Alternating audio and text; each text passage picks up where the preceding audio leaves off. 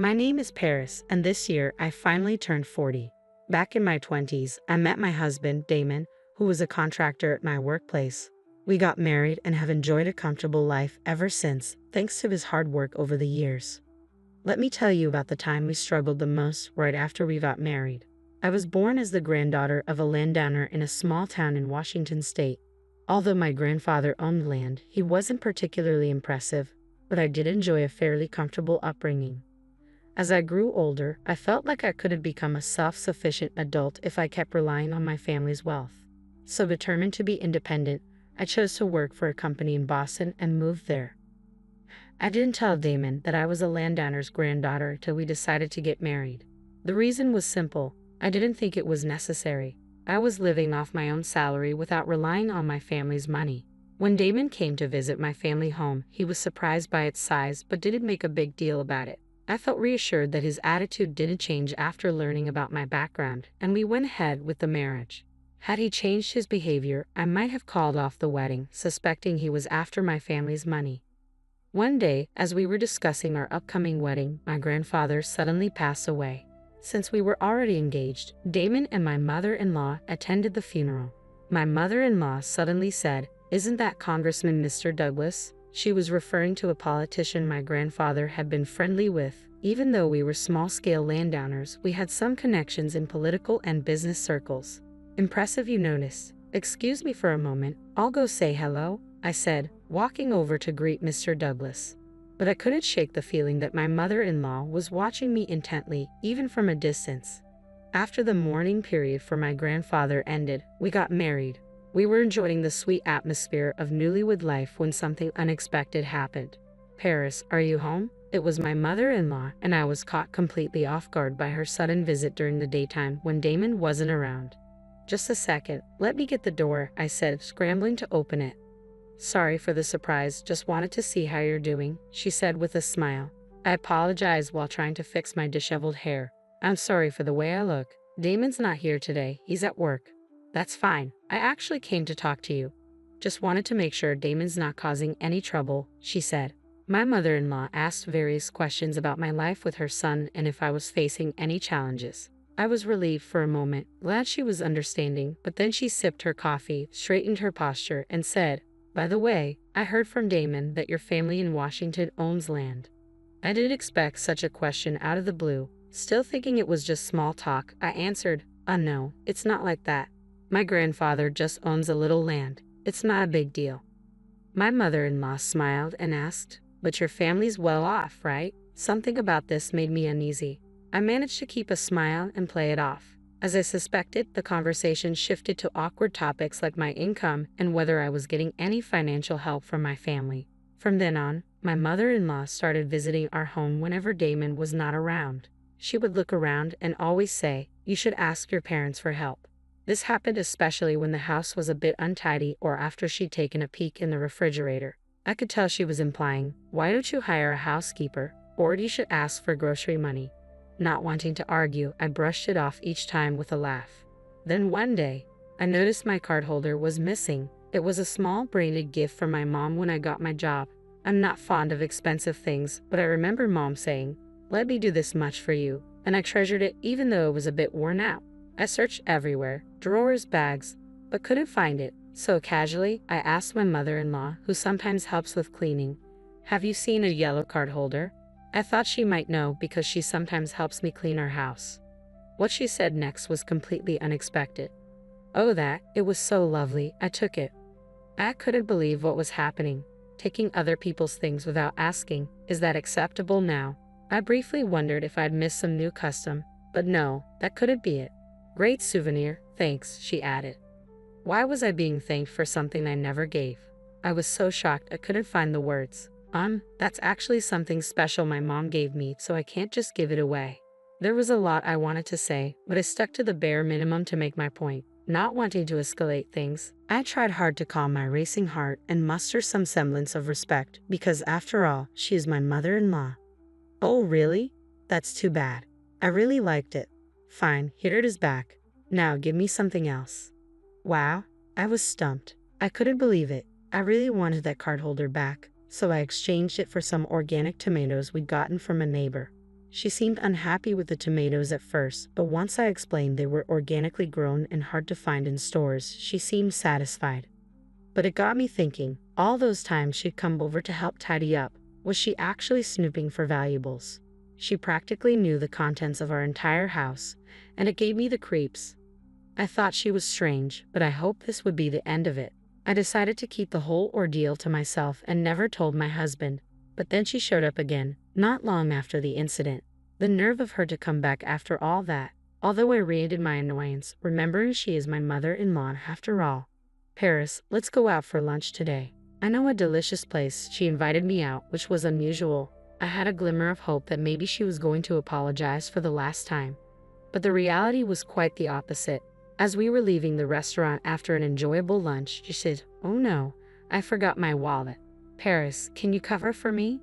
To be honest, given the previous incident, I had a bad feeling about this. But I could have just not paid, so I reluctantly covered the whole bill. "Thank you, Paris," she said. Just as I expected, the money never came back. Since then, my mother-in-law often invited me to lunch, conveniently forgetting her wallet each time. I was left with no choice but to pick up the tab. She also never stopped taking things from our home. It got worse every day. "So, what's the gift for today?" she would ask, out of sheer necessity. I started preparing extra groceries and snacks to give to her. It was better than her taking things without asking, but it still felt awful. The more this went on, the harder it became to talk to my husband about it. I worried how he'd feel if he knew his mother was acting this way. Constantly supplying these gifts started to strain our finances too. It bothered me that our hard-earned money was dwindling. Finally, I found a way to cope. I started working a part-time job, giving me less time to spend with my mother-in-law. And it worked. I had significantly fewer encounters with her. Maybe I should have done this from the start. Now, I only had to deal with her during summer vacations and Christmas visits, which made life much easier. However, when we visited her for the summer vacation after a long time, her bad habits reemerged. She'd make comments like, "How have you been with your family lately?" Or, "That's a nice watch you're wearing." When my husband was away, though, I had some financial flexibility because of my part-time job. My watch was nothing special. As for my relationship with my family, it was the same as always. She had one reason for asking these questions. I realized from my long experience with her, she was fishing to see if she could get something more. "Hey, sister-in-law, long time no see. Got any gifts?" Just when I was getting fed up with my mother-in-law, I popped my jobless, live-at-home sister-in-law, Cindy. "I've brought some snacks. Feel free to have some," I said with a smile. That's when Cindy said something outrageous. "No, not like that. Your family is rich, right? Don't you have something better, like a designer bag?" She wanted a designer bag as a casual gift. I was speechless, just like when my mother-in-law made her ridiculous demands. "I'm sorry for not being more thoughtful," I said, brushing it off. I had so much I wanted to say, but I didn't want to stir up trouble during a short two-night visit.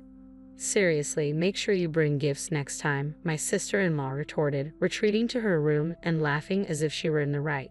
She's only a few years younger than me, and her outrageous comments and actions are infuriating. But I kept my cool, reminding myself that I married into this family. Yet the lack of gifts seemed to have hardened my sister-in-law and mother-in-law against me. I realized this while helping with household chores. "You're washing those dishes wrong. You're using too much soap and wasting water," ripped my mother-in-law. Confused, I was taken aback. "I wash dishes like anyone else, and it's the same way I do it at the restaurant where I work part-time. If anything, I think I'm more careful here." "Well, you're from a well-off family, so I guess you're not used to household chores," she chuckled. Here I was, washing a mountain of dirty dishes she left, and she was saying I don't do housework. The audacity! I wanted to voice my displeasure but held it in. "Well, it's done now. Just pay for the soap and water later," she said. With that, she left all the chores to me and went off to watch TV. My sister-in-law was no better, demanding an allowance from me. I had no obligation to give money to an adult woman who's only 3 years younger than me. I tried to laugh it off, but she was persistent. She even opened the bathroom door while I was showering to say, "I'm waiting for my allowance." Even between women, this is unacceptable.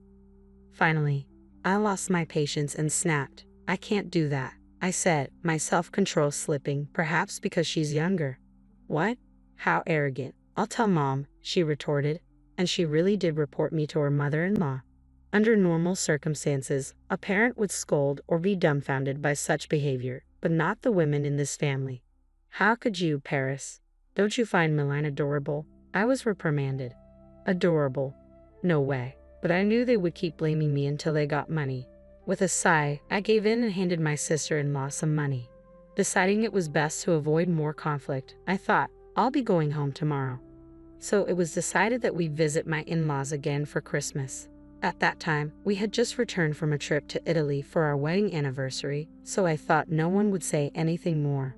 Knowing that my mother-in-law and father-in-law would be celebrating their 25th wedding anniversary next year, I bought them a pair of Venetian glasses, each costing around $300, as a gift. Despite my ups and downs with my mother-in-law, I felt genuine in choosing these for them. For my sister-in-law, I picked out a leather bag from a popular, though not famous, Italian brand. It was a little bitter meeting their demands, but our rare trip had been enjoyable, so it didn't bother me too much. In fact, during the trip, I confided everything about my mother-in-law and sister-in-law to my husband. It felt wrong to bring it up during a fun moment, but the freeing atmosphere of our trip made me spill the beans. My husband held me and said, "I'm sorry. I'm glad you talked to me. Let me know right away if something happens again. He's truly a wonderful man. I'm glad I married him." I felt so clear-headed, but my worn feelings were about to be shattered. Crash! A loud noise rang out. Startled, I rushed to the kitchen. The Venetian glasses I had gifted were in pieces. "Oh, Paris, I'm so sorry." My hand slipped, my mother-in-law said, laughing as she spoke.